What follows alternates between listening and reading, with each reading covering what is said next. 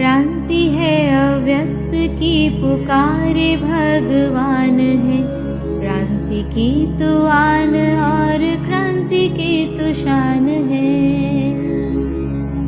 क्रांति है अव्यक्त की पुकारे भगवान है।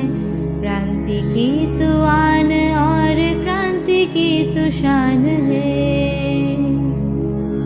कौन है जो व्यक्त के जीवन को बिसराएगा?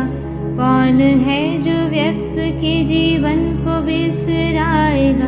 अव्यक्त क्रांति के वहन से विश्व को बचाएगा। उठ कदम बढ़ा, तेरी सांस में तूफान है। क्रांति की तू आन और क्रांति की तू शान है। छोड़ दे इन बंधनों को, तोड़ दे ये बेड़ियां। छोड़ दे इन बंधनों को, तोड़ दे ये बेड़ियां। जंजीरों में कब बंधी ये तपती चिंगारियां। तेरे हर कदम पे साथ स्वयं भगवान है। क्रांति की तू आन और क्रांति की तू शान है। तेरे बल पे अब भी देख बाबा को गुमान है। तेरे बल पे अब भी देख बाबा को गुमान है। करवटें नहीं तुझे बदलना अब जमाना है। तेरे दम से ही ये जमीन आसमान है। क्रांति की तू आन और क्रांति की तू शान है। क्रांति है अव्यक्त की पुकारे भगवान है। क्रांति की तू आन और क्रांति की तू शान है। क्रांति की तू आन और क्रांति की तू शान है। क्रांति की तू आन और क्रांति की तू शान है।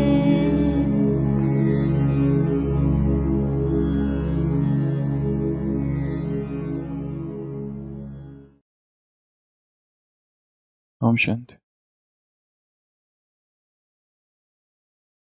साउथ में एक वर्तमान में एक संत है, माता अमृतानंदमयी।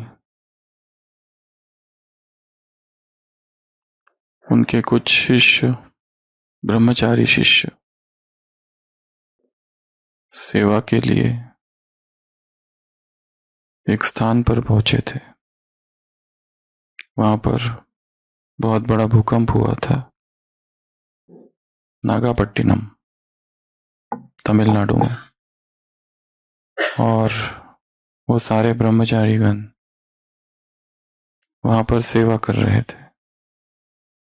उसमें से एक ब्रह्मचारी ने यह सोचा कि वहां से नजदीक लगभग 24 किलोमीटर एक सानेश्वर मंदिर है शिव का। बीच में वहां जाकर शिव के मंदिर में दर्शन करके आओ। इसके लिए वो ब्रह्मचारी उस मंदिर में पहुंचता है, पर वहां जाकर देखता है बहुत लंबी लाइन है, बहुत भीड़ है। वो भी लाइन में लग जाता है, परंतु वो लाइन इतनी धीरे धीरे आगे बढ़ रही होती है कि उसे बेचैनी होती है कि कब मैं जाऊं आगे। वो इधर देखता है, उधर देखता है। उसकी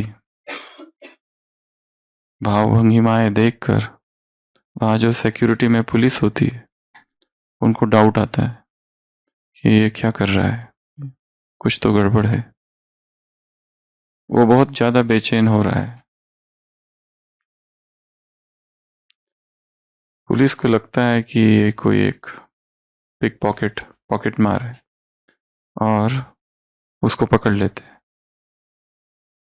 वो अपने तरफ से सफाई देता है, परंतु पुलिस कन्विंस नहीं होती है और उस ब्रह्मचारी को पकड़कर जेल में डाल देती है। जो उसके साथी ब्रह्मचारी होते हैं वो जब देखते हैं कि उनका एक मित्र है नहीं, उसे ढूंढने लगते हैं और बाद में उन्हें पता चलता है ये लॉकअप में है। वहां के जो पुलिस सब इंस्पेक्टर होते हैं उनसे वो दूसरे ब्रह्मचारी मिलते हैं और उस जगह पर आने का पर्पस बताते हैं नागापट्टिनम में। वो इंस्पेक्टर कन्विंस हो जाता है और उस ब्रह्मचारी को छोड़ देता है। ये सारे ब्रह्मचारी अम्मा के पास जाते हैं और पूछते हैं कि ये ब्रह्मचारी इतना श्रेष्ठ जीवन जी रहा है, संसार की सारे माया को, सारे भोग विलास को छोड़कर वो यहाँ आश्रम में आ गया है और सेवा के शुद्ध उद्देश्य से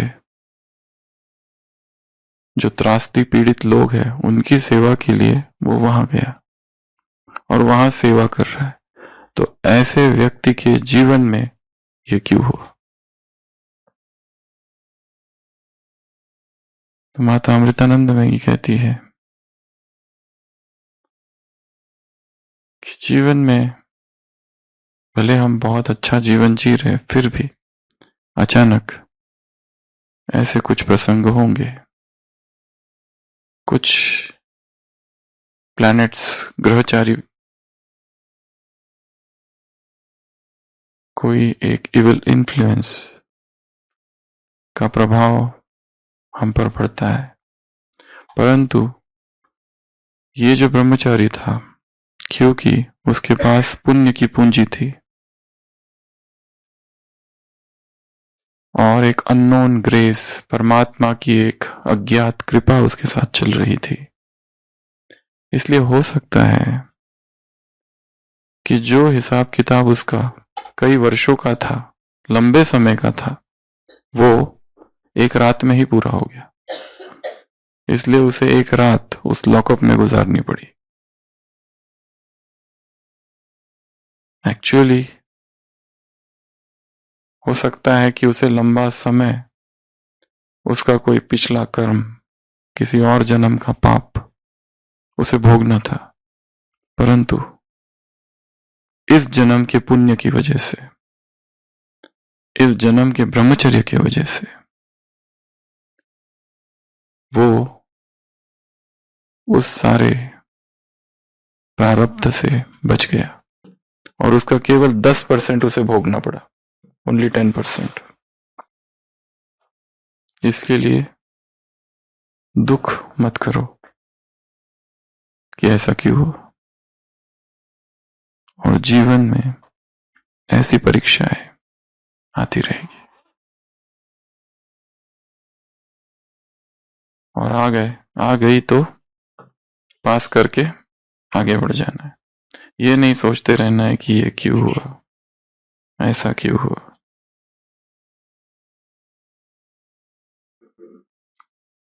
और परीक्षाएं तो आएगी, नए नए पेपर्स आएंगे, परिस्थितियां आएंगी, विघ्न आएंगे।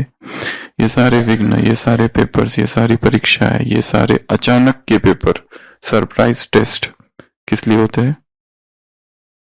हमारी परिपक्वता टेस्ट करने के लिए, चेक करने के लिए। और अब तक का हमारा जो अध्यात्म का बेस है उसकी जांच पड़ताल होती है।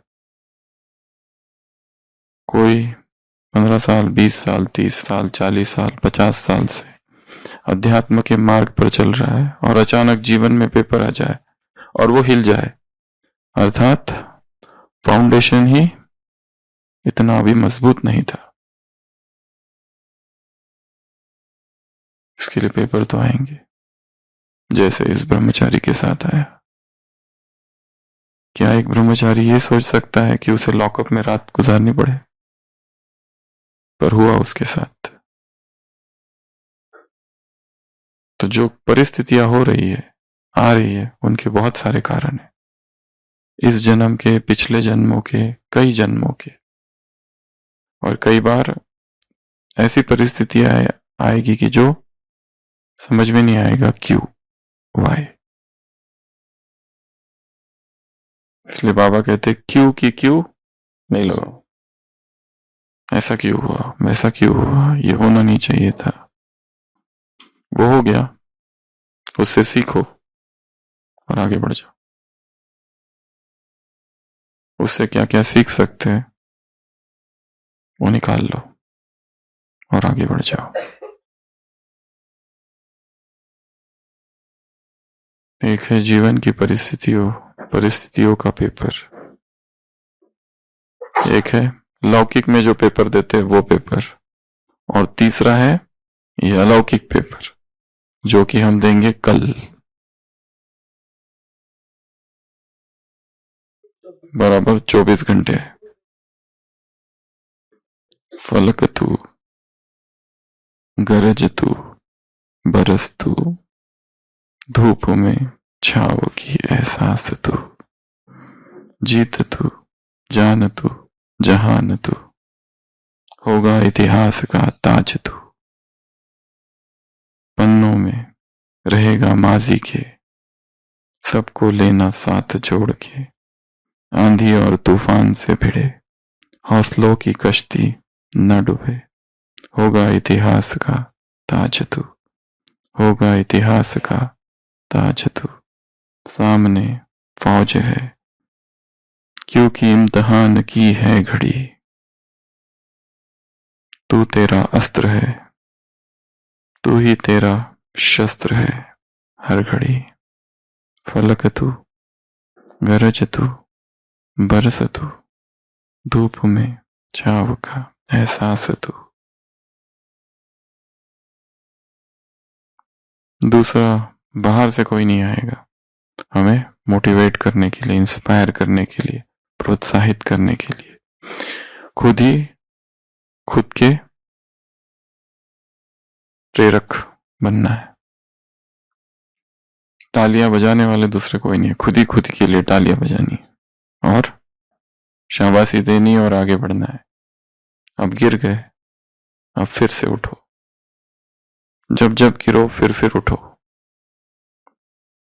गिरकर चढ़ना चढ़कर गिरना ना खरता है,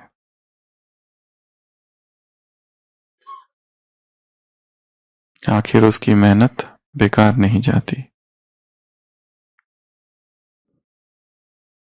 आंधी और तूफान से भिड़े हौसलों की कश्ती ना डूबे, होगा इतिहास का ताज तू। हमें इतिहास रचना है, इतिहास का ताज बनना है। सामने फौज क्योंकि इम्तिहान की है घड़ी। तो पेपर कल है, आज का लास्ट डे, और जब पेपर होता है पेपर के कुछ घंटे पहले पढ़ना छोड़ देना पड़ता है। तो आज 5 बजे तक पढ़ लो, बाद में छोड़ देना। लास्ट मोमेंट तक पढ़ते नहीं रहना है, ये भी आ जाए वो भी आ जाए, ये भी हो सकता है वो भी हो सकता है। जितना होता है 5 बजे तक कर लो, फिर उसके बाद में छोड़ देना। शाम को ही, आज शाम को।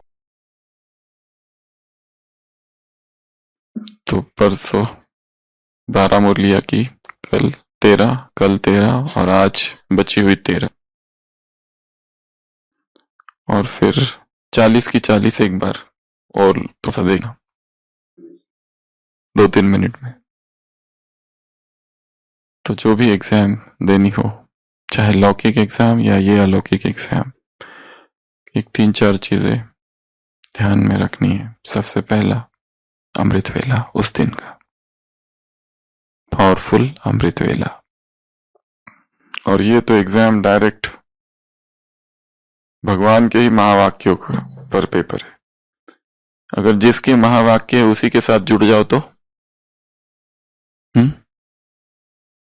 जिसने एग्जाम सेट किया है वही मुट्ठी में है। पर उसके बोल है, उसके वर्षन्स है, उसके महावाक्य है, उसी का पेपर है। तो उससे जुड़े रहना। और वो जो एग्जाम का 1 घंटा होगा, जो कल भी कहा था, परसों भी कहा था, इट शुड बिकम मेडिटेशन। 1 घंटे का वो क्या बन जाए? मेडिटेशन बन जाए। एक एक वाक्य पढ़ते हुए सोचो, मैं भगवान के सामने बैठा हूं और वो ये महावाक्य उच्चारण कर रहे हैं, और उसमें से नीचे 4 ऑप्शंस है, तो हमारी नजर बराबर उस पर ही जाएगी जो राइट है। सारी शक्तियों का आह्वान करो, और उसमें भी सबसे ज्यादा निर्णय शक्ति, जहां निर्णय लेना है, डिसीजन लेना है। पूरे जीवन भर हम क्या करते हैं? डिसीजन ही लेते हैं ना। पूरे दिन भर क्या करते हैं? डिसीजन ही लेते हैं। क्लास सुननी है, नहीं सुननी है, क्लास करना है, नहीं करना है, होमवर्क करना है, नहीं करना है, मुरली पढ़नी है, नहीं पढ़नी है, सोना है, एक्सरसाइज करना है, डिसीजन है। हर चीज का डिसीजन है। पेपर देना है, नहीं देना है, खाना है कि नहीं खाना है, पीना है कि नहीं पीना है, क्लास में क्या करना है, सोना है, क्या करना है, जो भी। सारा जीवन, एक एक पल, एक एक मिनट इज अबाउट डिसीजंस। इधर जाऊं कि इधर जाऊं, ये करूं कि वो करूं। और कई लोगों का जीवन इनडिसीजन में, अनिर्णय में ही बीत जाता है। कोई डिसीजन ही नहीं ले पाते। करना क्या है? अनिर्णय की अवस्था, शेक्सपियर के हैमलेट की तरह, टू बी और नॉट टू बी। तो सबसे पहला, कल का अमृत वेला बहुत पावरफुल। दूसरा, B relaxed. Relaxation is recollection. जितना मन शांत होगा, रिलैक्स्ड होगा, उतनी कोई भी परिस्थिति का हम सामना कर सकते हैं। चाहे वो ये पेपर हो, लौकिक का पेपर हो, या जीवन की परिस्थिति का पेपर हो, तीनों ही पेपर। और जब मन में बहुत उथल पुथल चालू रहती है, ऊहापोह चालू होता है संकल्पों का, तब उस कंफ्यूजन में जो आता है वो भी नीचे दब जाता है। इसके लिए टू मच एक्साइटमेंट नहीं चाहिए। अंदर से शांत, स्थिर।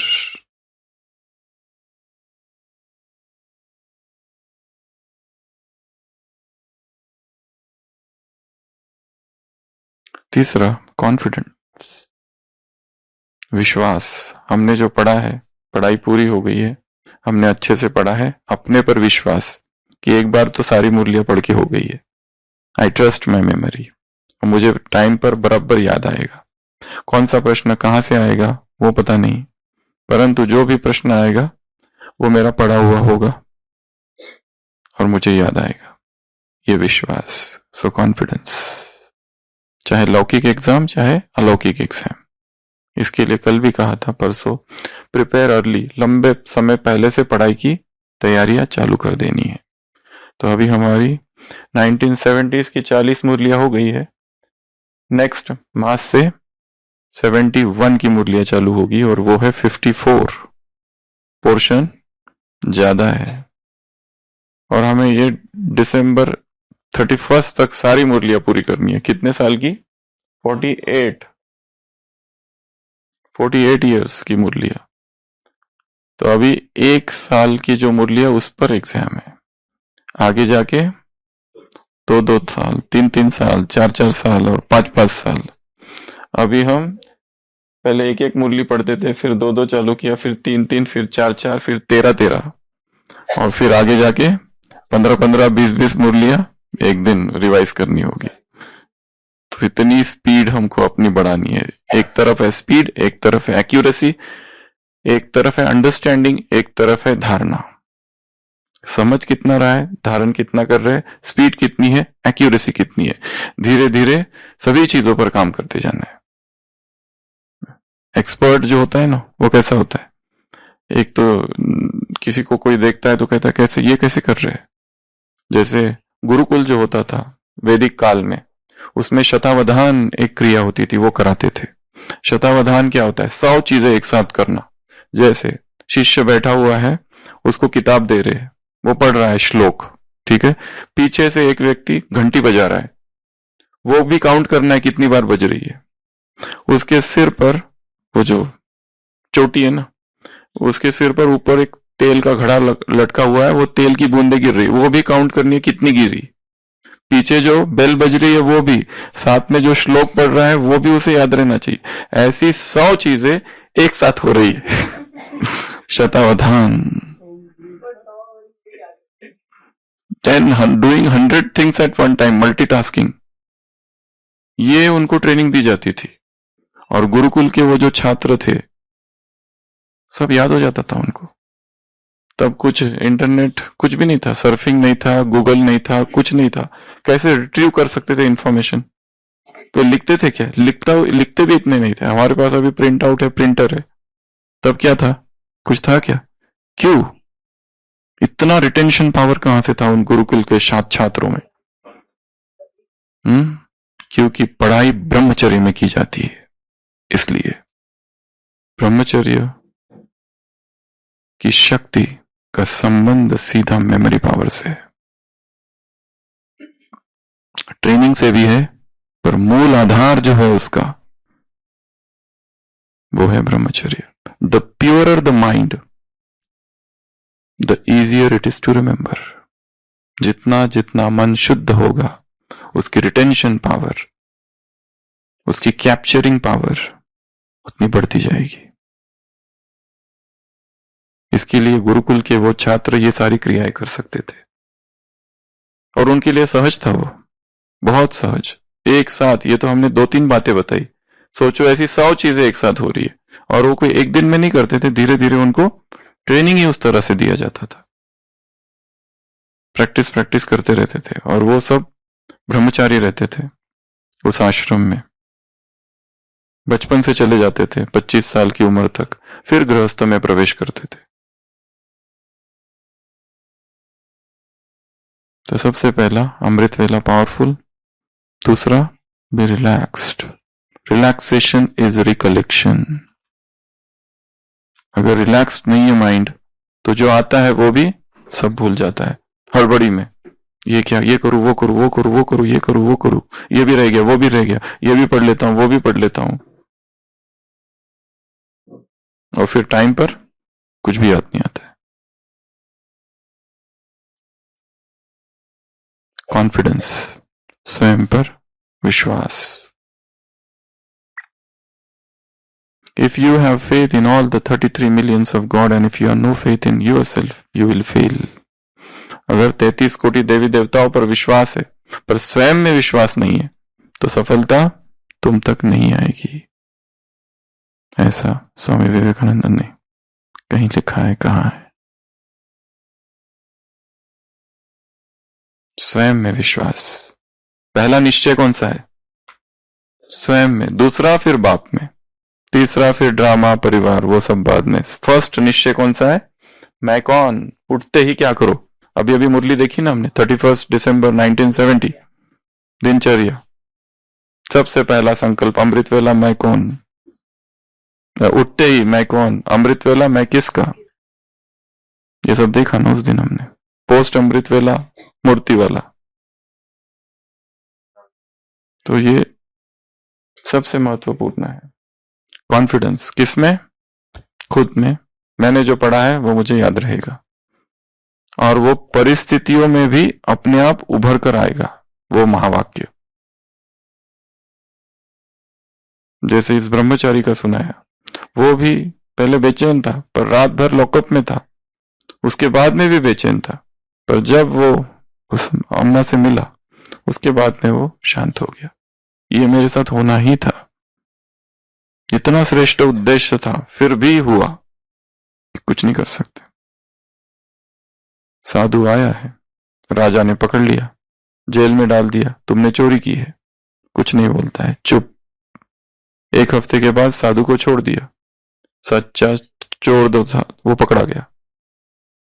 साधु कहता है ठीक है मैं जाता हूं। राजा कहता है रुको, तुमने कुछ बोला क्यों नहीं, प्रतिकार क्यों नहीं किया जब तुमने चोरी की ही नहीं थी,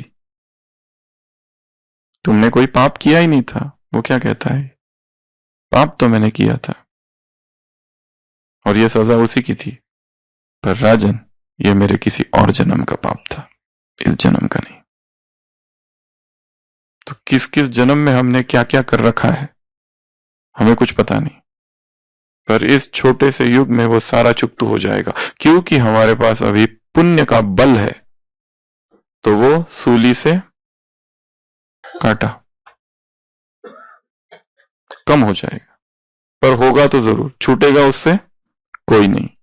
वो परिस्थितियां भी आएगी, लौकिक वाले पेपर भी आएंगे और ये पेपर भी आएगा कल, ठीक है। तो अमृत वेला, रिलैक्सेशन, कॉन्फिडेंस, और अगला डोंट पैनिक। पैनिक नहीं करना है। एंजाइटी अटैक्स आते हैं लोगों को एग्जाम के टाइम पर। क्या होता है? एंजाइटी अटैक्स, पैनिक अटैक्स कहते हैं। हॉस्पिटल में हर हफ्ते में एक पेशेंट तो आता ही है पैनिक अटैक के साथ। यंग होता है, मेल फीमेल कोई भी हो सकता है, ज्यादा फीमेल्स होते हैं। एकदम घबराहट, सांस फूल रही है और उसके साथ 3-4 लोग तो रहेंगे, या तो तू बेहोश पूरा, और फिर जाग जाते। उनको कहो इंजेक्शन देना पड़ेगा, नहीं नहीं नहीं, जाग ही जाते सीधा, या कुछ सूंघा दो, बिल्कुल चिमटी करो, कुछ भी करो, फिर भी उठ रहे हैं एकदम बेहोश। और जैसे कुछ सूंघा देते फिर जाग जाते। पैनिक अटैक्स, और उसमें अटेंशन सीकिंग भी होता है थोड़ा सा, और ये एग्जाम के पहले बहुत ज्यादा होता है। अचानक से बुखार आ जाता है, अचानक से सिर दर्द होने लगता है, पेट में दर्द होता है, और वो रियल होता है। ऐसा नहीं कि वो ढोंग कर रहा है, नाटक कर रहा है, ना ना, रियल, सही में 101 बुखार रखेगा। एग्जाम फीवर, एग्जाम फीवर, एकदम कुछ कुछ होने लगता है, क्योंकि सबकॉन्शियस माइंड में एक भय घुस जाता है और वो रिएक्ट करता है, व्यक्ति वो बाहर निकलता है, रियल होता है, शरीर में ऐसे कंपन होने लगते हैं। कई बार एग्जाम जाने तक ठीक रहता है, जैसे एग्जामिनेशन हॉल में प्रवेश किया तब भी ठीक रहता है, जैसे पेपर सामने आता है और पहले 3-4 प्रश्न देखते हैं तो एकदम पसीना छूट जाता है, और तब तो और ज्यादा टेंशन आता है जब सब लोग आराम से लिख रहे हैं और हम को ऐसा लग रहा है कि इसमें से हमें कुछ भी नहीं आता। उसके बाद में अगला एंजॉय करना है। पेपर को क्या करना है? एंजॉय। एग्जामिनेशन को क्या करना है? एंजॉय करना है। दुखी नहीं होना है, टेंशन में नहीं आना है, ठीक है। ये एग्जाम, फिर दूसरी एग्जाम, ऐसी कितनी एग्जाम्स आती रहेगी जीवन में। ये कोई एकमात्र एग्जाम थोड़ी ना, कोई अंतिम थोड़ी ना है, ऐसी कितनी एग्जाम्स आएगी। इसलिए एंजॉय करना है उसको भी, इस एक्सपीरियंस से गुजरना है एग्जाम देने के। थोड़ी बचपन की भी यादें आ जाएगी, अच्छा है। कॉलेज की यादें, बचपन की यादें, स्कूल डेज की यादें सब आ जाएगी, पर टेंशन नहीं लेना कुछ भी। पर एग्जाम में थोड़ा टेंशन तो फिर भी होता ही है, कितना भी कहो, क्योंकि एग्जाम के साथ बहुत सारी आशाएं जुड़ी होती है। हमें इसलिए दुख नहीं होता है कि हम फेल हो गए, हमें दुख क्यों होता है? लोग क्या कहेंगे हमें इसलिए दुख नहीं होता है कि हम फेल हो गए, परंतु दुख इसलिए होता है कि हमारे साथ जो पढ़ता था उसको ज्यादा मार्क्स मिल गए। अगर सारे के सारे फेल हो जाए तो दुख तो कोई है ही नहीं। फिर भगवान से प्रार्थना भी ये करते, बाबा भगवान मुझे फेल कर दिया तो चलेगा, पर मेरे साथ सब फेल होना चाहिए, तो अगली बार सब साथ में एग्जाम देंगे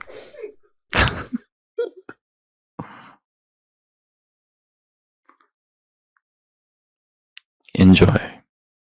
और हम लोग कौन है? स्पोर्ट्समैन है ना। जो खिलाड़ी होते हैं वो दुखी नहीं होते हैं, ठीक है, हार जीत चलती रहती है, ये भी खेल है एक।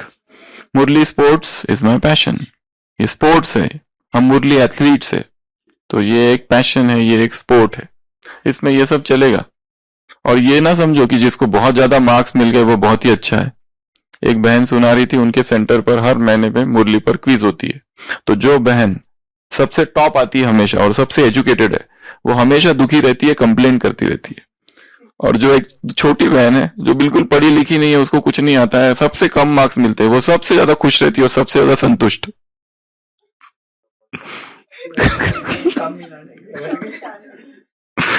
तो ये ना समझो कि ज्यादा ज्ञान है तो ज्यादा खुश रहेंगे, ज्यादा मार्क्स मिल गए जो उसमें तो अहंकार आने की कितनी संभावना है। धारणाओं का भाषण से कोई संबंध नहीं है, धारणा का इस एग्जाम से भी कोई संबंध नहीं है।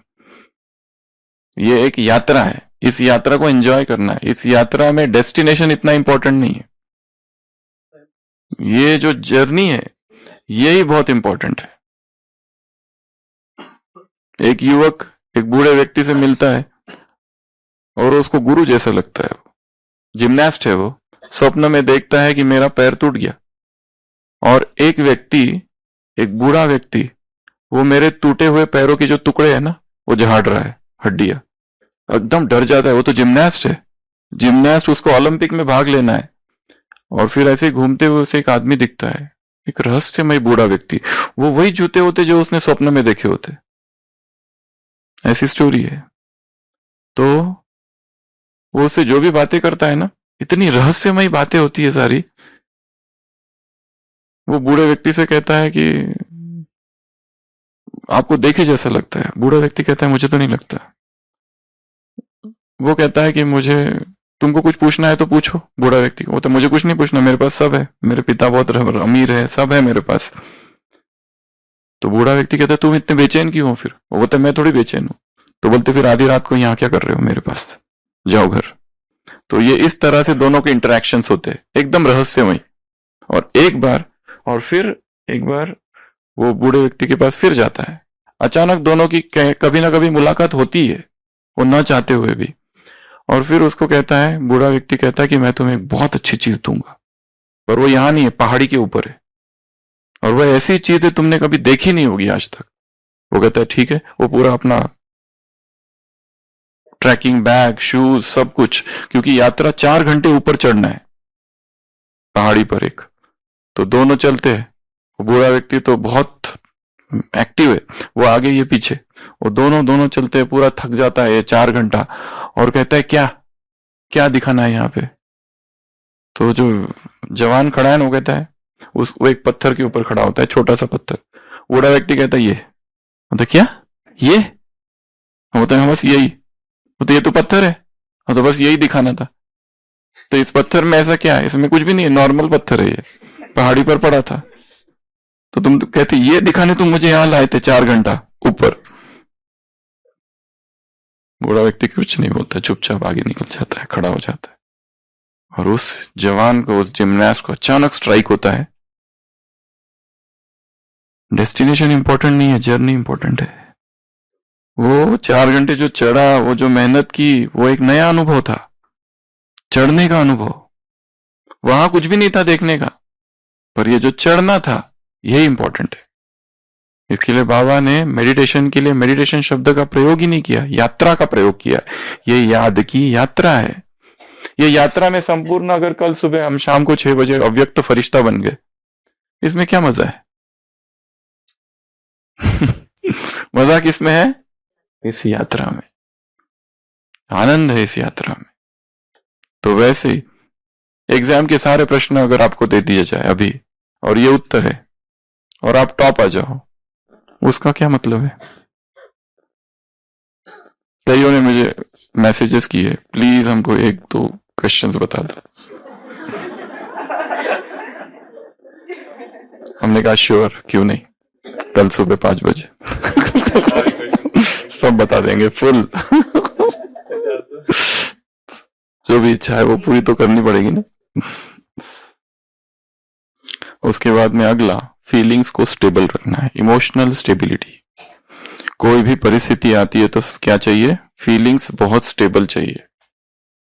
हमारे जज्बात जो है ना, हाइपर नहीं हो जाना एकदम।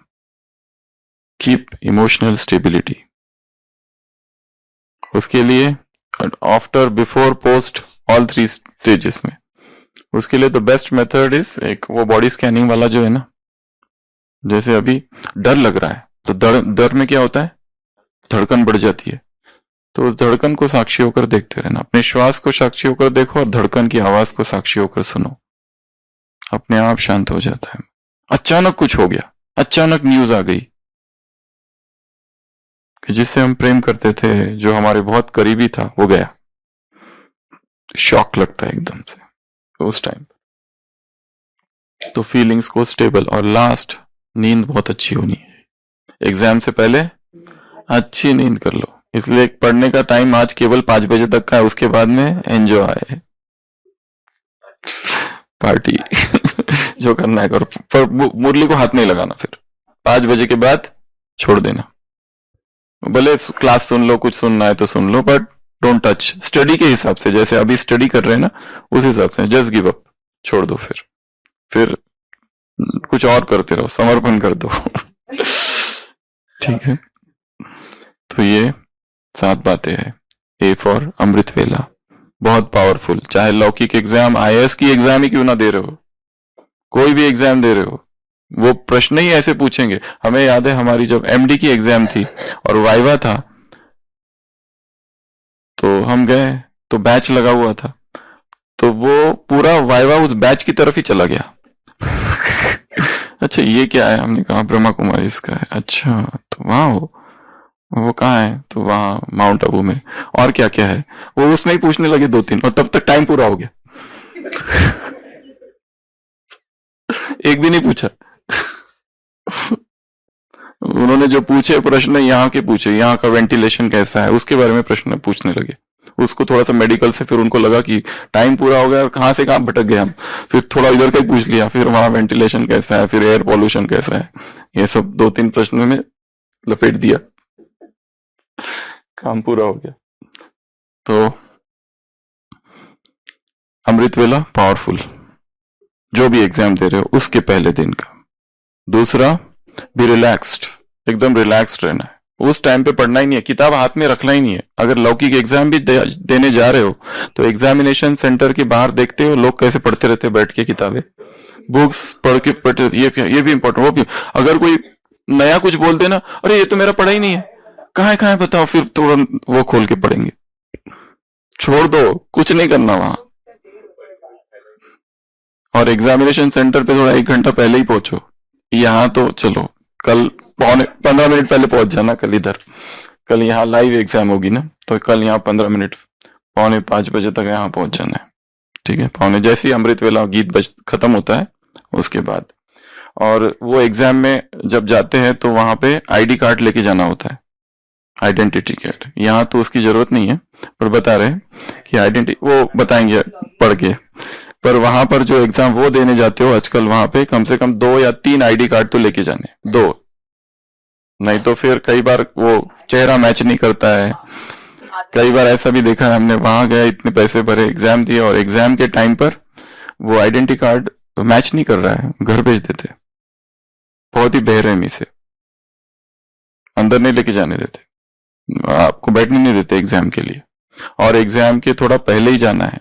और अगर 1 घंटे का पेपर है तो टारगेट रखना है कि 45 मिनट्स में पूरा हो जाए, 15 मिनट्स रिवीजन के रखने हैं। इतनी स्पीड होनी चाहिए, नहीं तो ऐसा नहीं, अच्छा ये लाइन है, क्या हो सकता है इसका, 15 मिनट एक को ही लगा दिए और लास्ट के 10 बज गए। ये नहीं, fast, you have to be fast. और जो जो नहीं आता है, इसमें बहुत सारे ऑप्शंस ये टीम ने बनाए हैं, पूरे आप रिव्यू कर सकते हैं, बुक मार्क कर सकते हैं क्वेश्चंस। अगर नहीं आता है तो आगे बढ़ जाओ, नहीं आता है तो आगे बढ़ जाओ, बट फास्ट। 45 मिनट्स में तो पेपर हो जाना चाहिए। लास्ट 15 मिनट्स रखने हैं खाली रिवाइज करने के लिए। और आपका अगर उससे भी पहले हो जाता है, कोई ऐसे महारथी है कि जिनके 20 मिनट में पेपर हो जाता है, तो वो लोग क्या करेंगे, वो लोग बैठ के योग करो, एक एक प्रश्न को देखो, वो मुरली को पूरा याद करो, रिवाइज करो, किरणें लो। ऐसे भी हो सकता है, क्योंकि जिन्होंने बहुत अच्छी पढ़ाई की है, ये बुक के बाहर का कुछ भी नहीं आएगा। जिन्होंने एक एक लाइन पढ़ ली है, एक बार भी आंखों के सामने से गया है, 100%। और पेपर हमने बहुत सिंपल सेट किया है। वो जो सोचा था ना कि डिफिकल्ट वाला, वो अगली बार के लिए रखा है। हाँ, इंग्लिश वाला थोड़ा टफ रखा है, पर हिंदी वाला बहुत simple.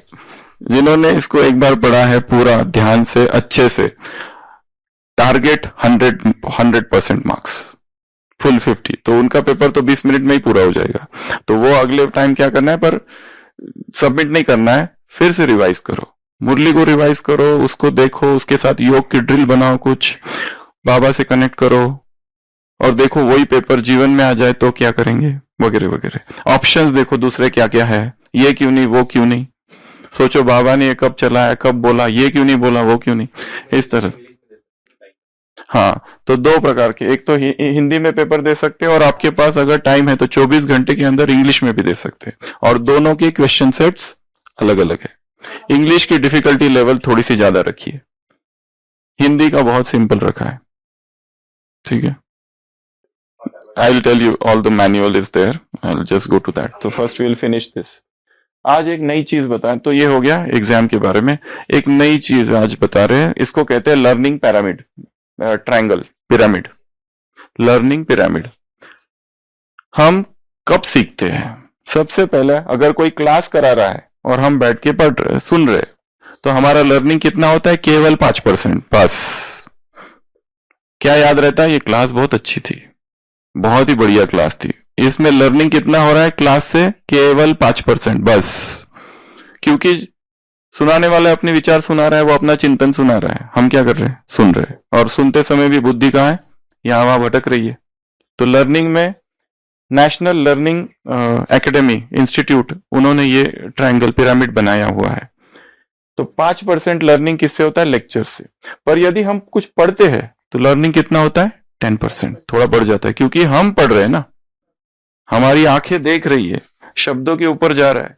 So we are more senses are engaged. और वहां तो सुनते समय तो कब नींद आ जाती है, आंखें खुली है परंतु नींद में है। ये एक दूसरी टेक्निक है सोने की, एक है ये और एक ये, मतलब क्लास सुन रहे हैं, जो क्लास करा रहा है उसके तरफ ही ध्यान है पूरा, पर हम नींद में फुल आंखें खोलकर, जैसे राजयोग आंखें खोलकर करते हैं ना, वैसे ही नींद आंखें खोलकर की जाने वाली नींद। इसकी कठिन परिश्रम के बाद ये अवस्था प्राप्त होती है।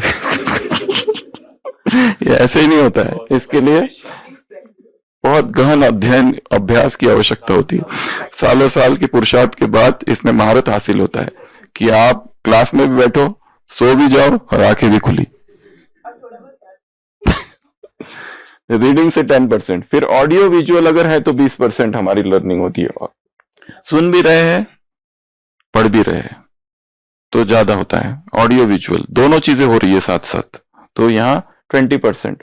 अगर कोई डेमोन्स्ट्रेट कर रहा है, कोई ब्रेन जिम करा रहा है, ये ऐसा करो, अगर यही ब्रेन जिम टेक्स्ट बना दिया और लिख दिया, एक किताब बना दी एक ही ब्रेन जिम की, 10 बार पढ़ो फिर भी समझ नहीं आते। अच्छा, उंगली इधर करना, फिर दाएं इधर करना, फिर बाया उधर करना, फिर ये इधर करना, पढ़ लिया, याद रहता है क्या? नहीं। पर डेमोन्स्ट्रेशन अगर करा दिया, किसी ने सामने बैठ के सिखा दिया, सामने बैठ के सिखाया, तो तुरंत हम सीखते हैं। तो डेमोन्स्ट्रेशन, ऑलवेज डेमोन्स्ट्रेट। इसलिए कई सारी चीजें क्या करनी है, डेमोन्स्ट्रेशन से हम ज्यादा सीखते हैं। 30%। 50% हम किससे सीखते हैं? जब डिस्कशन होता है, बहुत भयंकर वाला एक्टिव डिस्कशन होता है पूरा, उसमें हम इन्वॉल्व हो जाते हैं, ब्रेनस्टॉर्मिंग होती है। बच्चों को सिखाना है ना, तो उनको एक टॉपिक दे दो और 4 बच्चों को बिठा दो गोल राउंड में, उनको बोलो इस पर डिस्कस करें, भारत महान क्यों है, डिस्कस करो। दे विल डिस्कस, कोई भी एक टॉपिक दे दो उनको and engage them in discussion, debates, इसमें बहुत सीखता है व्यक्ति, हेल्दी डिस्कशन। उसके बाद में है फिर प्रैक्टिस डूइंग, आप डायरेक्ट करते हो वो जो सिखाया गया, उसमें लर्निंग होती है 75%। और सबसे ज्यादा लर्निंग किस में होती है? 90%, जब आप वही चीज दूसरों को सिखाते हो। आपने अभी भी सीख लिया, जैसे आपने ब्रेन जिम सीखा, तुरंत आप जाके दूसरों को कहते हो कि ये ऐसा करना चाहिए। तो दूसरों को सिखाना, अगर कोई नहीं है तो इमेजिनरी ऑडियंस, अगर कोई नहीं है तो आईने के सामने खुद ही अपने आप को सिखाओ, तो यू विल लर्न फास्ट। तो इसको कहते हैं लर्निंग पिरामिड। सबसे कम कहाँ है? लेक्चर्स। अगर लेक्चर सुन रहे तो अपने आप को फिर एक्टिवली उसमें इन्वॉल्व करो, नोट्स निकालो, एंगेज करो अपने आप को, देखो, बहुत सारी चीजें करो उसके साथ, रीडिंग, और ये सारा एक साथ कंबाइन कर दिया तो फिर क्या होगा? तो सब कंबाइन कर देना है। लेक्चर सुनना भी है, रीड भी करना है, ऑडियो विजुअल भी करना है, डेमोन्स्ट्रेशन भी करना है, डिस्कशन भी करना है, प्रैक्टिस भी करना है, सिखाना भी है, सब एक साथ जोड़ दो। सुनना और देखना, जैसे वो मुरलियों को ऑडियो भेजा है, ऑडियो सुन रहे हैं और साथ में मुरली सामने रखी है, ये ये पढ़ भी रहे और सुन भी रहे, पढ़ भी रहे सुन भी रहे, ये भी एक मेथड है, इसको भी यूज किया जा सकती है। एक दूसरी मेथड है कि हम सुन रहे हैं और उसको साथ साथ इमेजिन करते जा रहे हैं, पढ़ नहीं रहे पर इमेजिन कर रहे हैं, विजुअलाइज कर रहे हैं। IWM, मैं उसमें हूं डायरेक्ट, उसी में 1970s की मुरलियां चल रही है ना, कहाँ चल रही है? History hall. तो सारी मुरलियां कहाँ बैठ के सुननी है? हिस्ट्री हॉल में। कहाँ बैठना है वो स्थान भी देख लो अपना, कि मैं यहां बैठा हूं, हाँ तो नीचे बैठा हूं, आधा घंटा हो गया, अभी पैर में थोड़ा दर्द भी हो रहा है, वो भी थोड़ा अनुभव करो, कहाँ दर्द हो रहा है, लाइव होना चाहिए सारा। तो this is called learning pyramid. तो सारी मेथड्स यूज करो, जहां से जितना सीख सकते हो हर मेथड को यूज करो। बाबा ने भी यही किया है, सारी मुरलियों में ये सब सिखाया है, पर इनडायरेक्टली सिखाया है सब जगह। आज की भी मुरली में ड्रिल कराई है। तो इस तरह से बहुत सारी चीजें आती है। तो अभी कल का जो टेस्ट है उसका एक मैनुअल है, इंस्ट्रक्शंस, वो मैनुअल बता रहे हैं। ये इंग्लिश में है, फिर दोपहर में ट्रांसलेट करके हिंदी में भी डाल देंगे। सबसे पहला तो कल की जो टेस्ट देनी है उसके लिए ईमेल आईडी कंपलसरी है। अभी तक लगभग 2000 से भी ज्यादा लोगों का रजिस्ट्रेशन हो गया है। तो आपके टक्कर में कितने लोग हैं? कितने लोग हैं? एक ही, मैं खुद। ये मेरे से लड़ाई है, किसी और से थोड़ी ना है। मेरा किसी और से क्या कंपैरिजन? मुझे अपने से आगे जाना है, मुझे अपने सारे रिकॉर्ड्स ब्रेक करने, दूसरों के नहीं। मेरा जो पिछला रिकॉर्ड था ना वो मुझे ब्रेक करना है। तो ईमेल आईडी कंपलसरी होना चाहिए, क्योंकि यही ईमेल आईडी से आप लॉगिन कर सकते हो। फिर exam link and one time registration, एक ही बार रजिस्ट्रेशन है, और रजिस्ट्रेशन एक बार हो गया उसके बाद में फिर आपको उसमें चूज करना है, हिंदी में देनी है एग्जाम की इंग्लिश में देनी है। हिंदी में तो हिंदी में पेपर आ जाएगा सामने, फिर वो हिंदी का पूरा, और एक बार लॉगिन कर दिया तो आपको वो पूरा पेपर देना है। फिर अगर बीच में नेट ऑफ हो गया, कुछ हो गया तो गए, फिर नेट ऑन चाहिए, ठीक है? नहीं, वो कॉपी वो सब नहीं करना है, और चीटिंग नहीं करनी है। नहीं तो लोग पहले फेक आईडी से करते हैं, पूरा एक बार क्वेश्चन देते फिर दूसरे आईडी से वापस करते, 2 मेल आईडी, फेल हो गए तो दूसरे से वापस तो 4 आईडी, वो सब चीटिंग यहाँ नहीं चलेगी। अरे पर जिसको करना है वो तो करेंगे, उसमें कुछ नहीं कर सकते अभी उसका। पर ये कोई जो लायन वाली ट्रॉफी जो दे रहे हैं हम इस एग्जाम में, टॉपर जो आ रहे हैं उनको नहीं दी जा रही है, वो जिन्होंने पूरा 21 दिन का जो क्राइटेरिया उनके लिए है।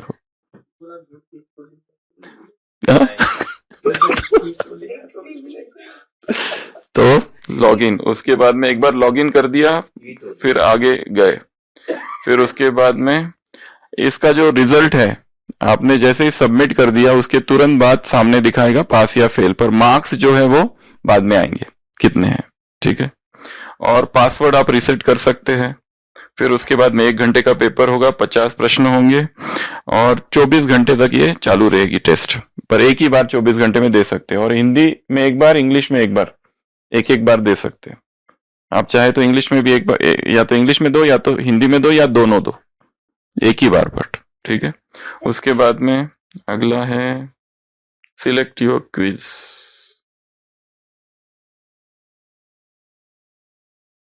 स्टार्ट, हाँ तो स्टार्ट क्विज बटन आएगा उसमें, और फिर लास्ट में सबमिट बटन आएगा। ये बहुत ही सिंपल है, इतना जैसे हम बता रहे हो, कहा ना ये बताना हमेशा मुश्किल होता है, पर ये जब करोगे तो बहुत सिंपल है ये, ठीक है? और आप कोई भी प्रश्न से, कोई 2-4 प्रश्न और आप कोई भी प्रश्न में किधर से किधर भी जा सकते हो, पूरे दिखेंगे 50 के 50 प्रश्न, सीधा 1 से 2 पे, 4 से 10, 15, जहां आप चाहे यू कैन मूव एनीवेयर। हाँ, ट्रायल में भी, वो ट्रायल वाले जो प्रश्न थे ना वो तो कॉपी पेस्ट थे, वो लुहार वेबसाइट से लिए गए थे, साकार मुरली वाले थे, वो कोई इस मुरलियों से नहीं थे, वो तो ऐसे ही, हाँ वो ट्रायल था, वो खाली देखने के लिए कि ठीक काम कर रहा है कि नहीं कर रहा है। मेन तो ये यहाँ से आएंगे, ठीक है? और फिर बुक मार्क कर सकते हैं, टिक मार्क कर सकते हैं। आपको लगता है ये बहुत ही कंफ्यूजिंग क्वेश्चन है तो उसको मार्क करके रखो और फिर वापस आना उसके ऊपर सोचने के लिए, टाइम बचा तो। और मुझे लगता है सबका बहुत, क्योंकि पेपर बहुत सिंपल है इसलिए बहुत जल्दी हो जाएगा, 10 मिनट में हो जाएगा वैसे 10 मिनट में हो, चाहे 1 घंटे में हो, चाहे आधे घंटे में हो, परंतु जब तक पेपर पूरा नहीं होता है तब तक उठना नहीं है। ये भी एक रूल है। टाइम पूरा नहीं होता, कुछ भी करो, फिर योग करते बैठो। हाँ हाँ, नो अर्ली सबमिशन। जब पेपर पूरा हो जाएगा, 1 घंटा होगा, तभी सबमिट करना है, अर्ली पहले सबमिट नहीं करना है। ठीक है। और कई बार ऐसा भी होता है कि पहले हमने राइट ऑप्शन मार्क किया, ठीक है, गट फीलिंग, और जब रिवाइज करने जाते हैं तो फिर लगता है नहीं नहीं ये नहीं है, ये पहले राइट मार्क किया था, जब रिवाइज करने जाते तब गलत मार्क कर दिया, और फिर अगली बार फिर देखते, तीसरी बार तो लगता है ये है या ये है, क्या करूं, फिर कंफ्यूजन हो जाता है। तो जो सबसे पहला अंदर से निकलता है ना, वो यूजुअली राइट होता है। अंदर से गट फीलिंग उसको कहते हैं। हाँ, बी फॉर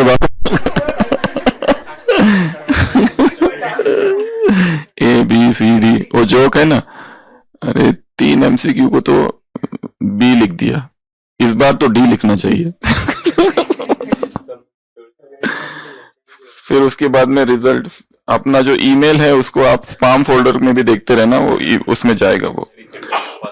हाँ, उसके बाद में और क्या है, ठीक है बस, और तो कुछ खास नहीं है, भेज देंगे, पढ़ लेना, कुछ खास नहीं है, सिंपल ही है। हाँ, सबमिट करना पड़ेगा। हाँ बस एक बार अगर सबमिट कर दिया तो बाद में नहीं कर सकते, फिर आपके छूट गए तो छूट गए। No, it will not come.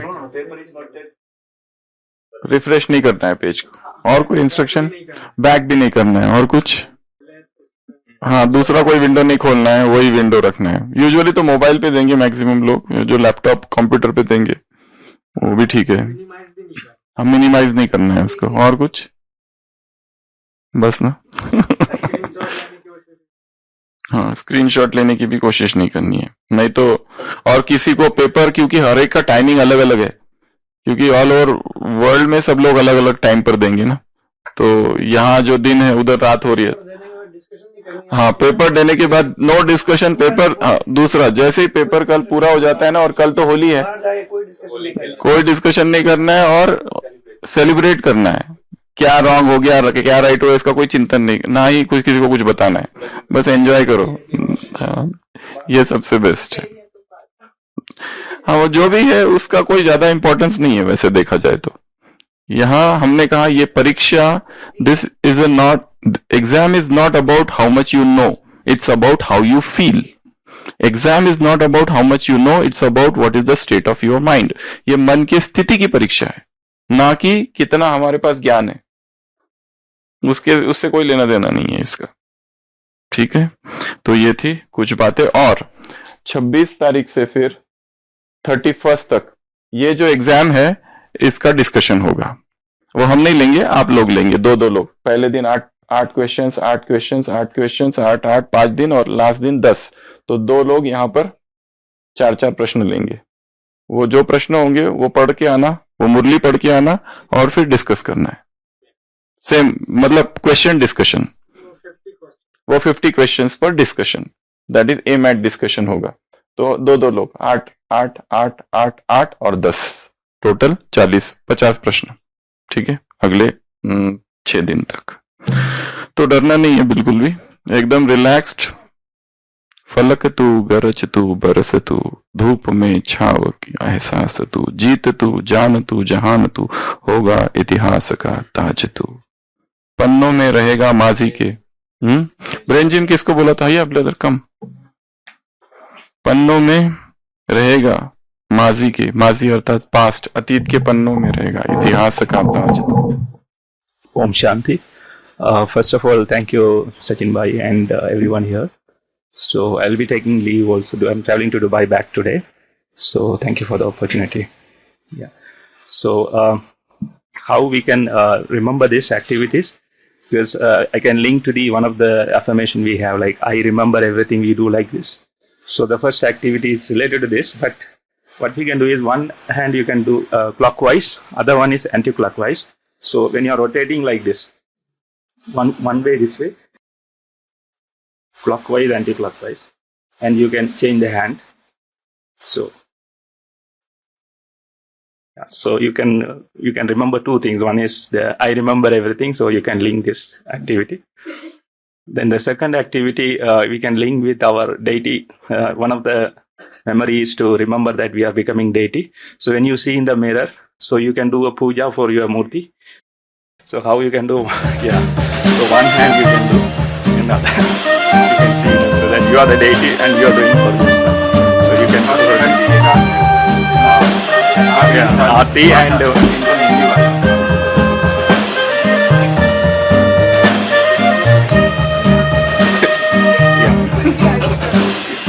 Yankee Doodle went to town riding on a pony, stuck a feather in his hat and you are the called best it pujari macaroni. for the daily. Yeah, Then the wisdom is Lord Ganesh. So when we go in the bhakti also, we go to temple and we do like this, no? Panch bar. So this one is 5 times we can do that, and the other one is we have already practiced that. This one is very simple also, like we can do the twisting which we have already. Anytime you are. Yankee Doodle Dandy, mind the music and the step that we कल आ जाना इधर time पर 5 बजे 15 minute पहले ही, ठीक है। सामने फौज है क्योंकि इम्तिहान की है घड़ी, तू तेरा अस्त्र है, तू ही तेरा शस्त्र है हर घड़ी, पलक तू, गरज तू, बरस तू, धूप में छाव का एहसास तू। ओम शांति।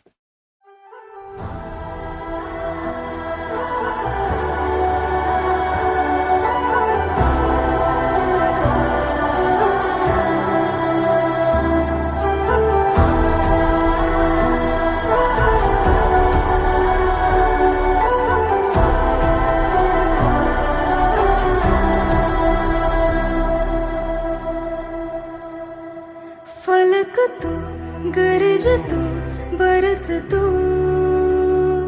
धूप में छाँव की एहसास तू।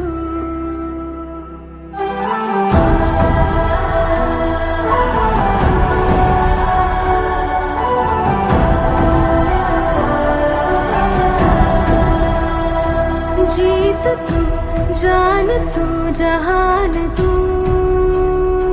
हो गई इतिहास का ताज तू।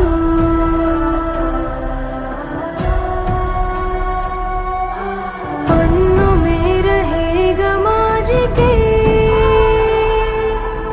सबको लेना साथ जोड़ के।